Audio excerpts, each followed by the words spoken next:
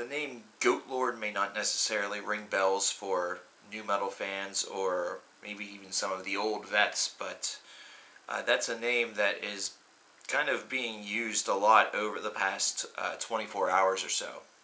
And the reason is sadly not because of their music. It's not because of what they did on a CD, on record, what has been recorded. It's instead what has happened with their guitar player, Joe Frankulin. I'm going to read an article here and do a little reaction to this because this is something that it sincerely has taken a lot of people off guard. And this is the kind of stuff that you hope that you never read about. But sadly, it seems that you read about it a couple times a year anymore. And it's not just within the heavy metal universe, it's within just the universe of entertainment or just of humanity. But Goatlord was a Las Vegas extreme metal act which was formed in 1985 and disbanded in 1997. Guitarist Joe Frankulin even tried to reform the band last year but failed. But this is all trivial compared to the horrifying acts Frankulin committed last week. According to a report in the Las Vegas Review-Journal, Frankulin fatally shot his neighbor, which is 39-year-old Jennifer Donazo, and then proceeded to kidnap her 8-year-old son, whose name is Lex, who he eventually killed in his own home, and then he took his own life. Now, neighbors had been reporting that they knew that something was wrong with Joe in recent weeks because he began to sell off all of his possessions and was barricading his house. He would constantly get checked in by the police, who would blow an air horn to get him out of his house to ensure that he was still alive. Despicable is actually not the first word that comes to mind here because it sounds very much as though this was one of two things. Either this is a gent who really needed some help, and that's probably true regardless, or this was something that was very premeditated. No plan seemed to have been found or anything like that, but this is absolutely heinous. It's almost, if I didn't know any better, it seemed like he murdered this mother and child. That way he wouldn't die alone.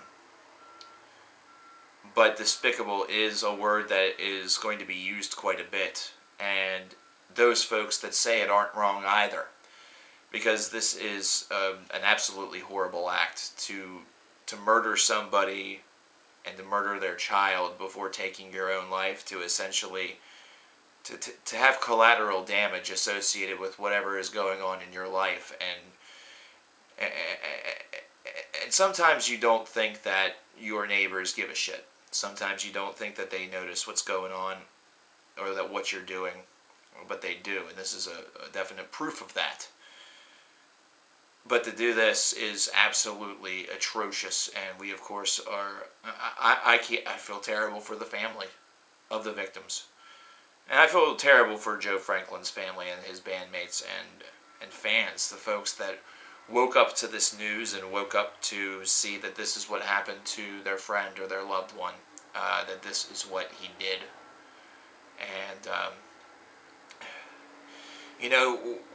we sometimes take for granted, and we are in a world now where it seems like every single shooting or every single terrible event leads to the gun debate or this or that, the mental illness debate and stuff like that.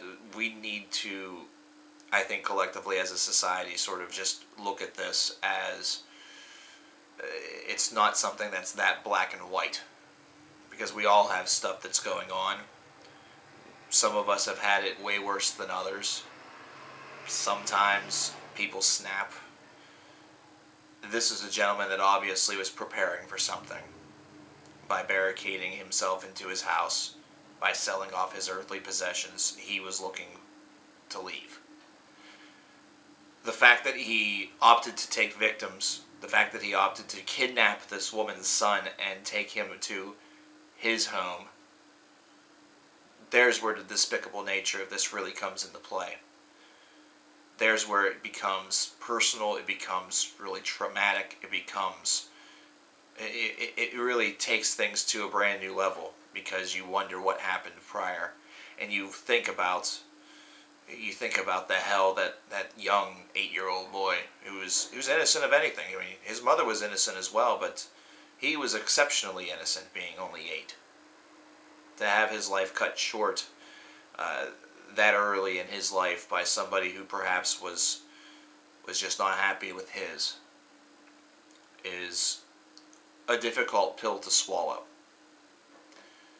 It's something that is always difficult to understand, something that's difficult to accept, and it causes anger, it causes rage, it causes a lot of feeling.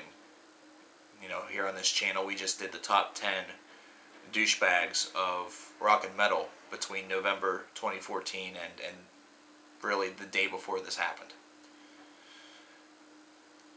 So it feels kind of eerie, ominous, and a bit horrible that something like that was posted the same day that this news came out.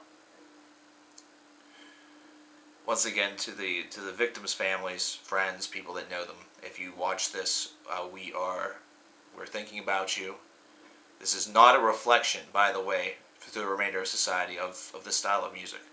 And that's something else that probably should be mentioned briefly. This is not a reflection of heavy metal. This is not a reflection of extreme metal. It's not a reflection of any of that.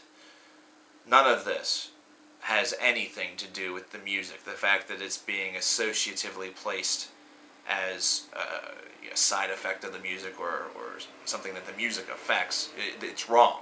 It's incorrect. It is incorrect. This was a personal choice. This was a personal choice that he made. And it's despicable, it's terrible, it's horrible, but we can't keep blaming things for the actions that people commit. We can't continue to hide behind the invisible walls of ideas. Sometimes you need to accept ownership for what you have done. Or accept the fact that the ownership is now in the hands of somebody who's no longer with us, but what they were associated with isn't constantly or always the reason why something occurs. If a pop star did something like this, would you blame pop music? Would you? Why does it seem like this is the stigma? Because it sounds angry, because it doesn't follow conventional values. It's a silly and very, very short-sighted argument.